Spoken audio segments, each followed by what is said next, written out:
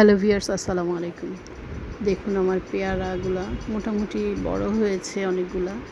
তো হলুদ হয়ে গিয়েছিল, তো আমি কি করেছি ওগুলাতে পলিথিন বেঁধে দিলাম। কারণ শুনেছি নার্সারির যে লোকগুলো আছে ওদের থেকে যে এক ধরনের পোকা এসে হুল ফুটায় পেয়ারাতে, এরপরে পেয়ারাগুলাতে পোকা ধরে যায়। এই জন্য বললো যে পলিথিন দিয়ে মানে মোড়াই দিতে। ওরা কীভাবে মোড়ায় আমি তো ঠিক জানি না, আমি আমার মতো করে মোড়াই দিলাম। জানি না ঠিকভাবে মোড়াইছি কি না। পেয়ারাগুলা যেগুলো মানে হলুদ হয়ে গিয়েছিল ওগুলাকে বেঁধে দিলাম পলিথিন। আর এত পেয়ারার মধ্যে তো বাঁধা সম্ভব না। আরও মানে একবার রোদ উঠতেছে, আবার একটু মেঘলা করতেছে, গরম লাগতেছিল আসলে, যার জন্য বেশিক্ষণ ছিলাম না।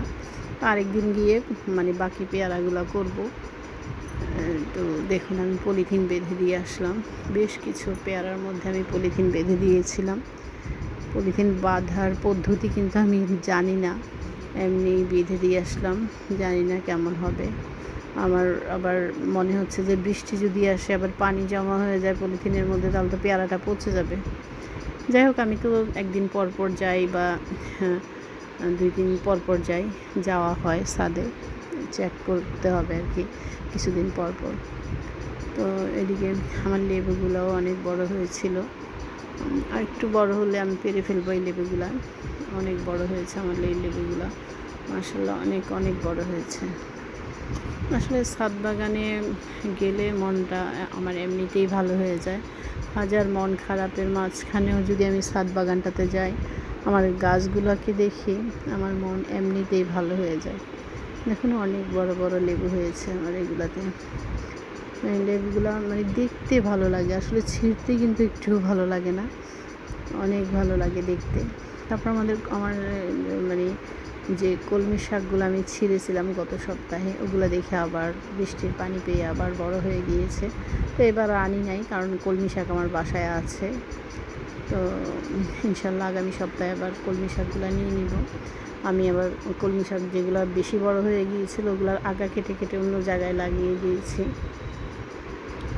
কারণ এগুলো আমার ঢাল লাগালেই হয়ে যায়, এই জন্য মানে অন্য টবগুলাতেও দিয়ে দিয়েছিলাম। তো এই যে দেখুন আমার লেবুগুলা দেখতে কিন্তু অনেক সুন্দর। লেবুগুলা মানে খেতে তো মানে লেবুর রসটা এবং ঘ্রাণটা এত এত ভালো, ঘ্রাণটা মানে আপনি লেবু গাছের সামনে দাঁড়ালেই আপনি ঘ্রাণটা পাবেন, খুবই ভালো লাগে। এই যে দেখুন আমরা একদিকে আমরা হতে থাকে, আরেকদিকে ফুল ফুটতে থাকে। মানে এই যে দেখুন ছোট আমরা, ওই যে বড় আমরা ওইগুলা। এই যে দেখুন আমার কলমি শাকগুলা মানে ঢালপালা ছেড়ে সবগুলা টবের নিচে মানে কলমি শাক হয়েছে। তো এই কলমি শাকের ঢালগুলো আমি কেটে দিয়েছি অবশ্যই, এখন বেশ কিছু টবে আবার লাগিয়ে দিয়েছি, কারণ এই সপ্তাহে আমি আর কলমি শাক তুলব না, আগামী সপ্তাহে তুলব। তো মানে আসলে ছাদে গেলে না মনটা এমনিতেই ভালো হয়ে যায়। আপনার অনেক খারাপ লাগার মাঝখানেও কিন্তু অনেক ভালো লাগে। এই যে দেখুন ডাঁটা শাকটা অনেক সুন্দর হয়েছে, ডাঁটা শাকটা। আর এই যে টক পাতা গাছ, তারপরে কলমি শাক, সব দেখে আসলে অনেক ভালো। এই যে দেখুন পেয়ারাগুলো কত বড় বড় হয়েছে। একটা পেয়ারা খেলাম ওখানে গিয়ে, মিষ্টি আছে আমার এই কাজী পেয়ারাটা। আর বাকি কয়েকটার মধ্যে তো পলিথিন বেঁধেই দিলাম। আসলে আমি যখন ছাদে যাই গাছগুলো দেখি অনেক ভালো লাগে আমার। মানে আমার মন খারাপ থাকলেও কিন্তু মনটা ভালো হয়ে যায় গাছের এই পরিচর্যা করতে।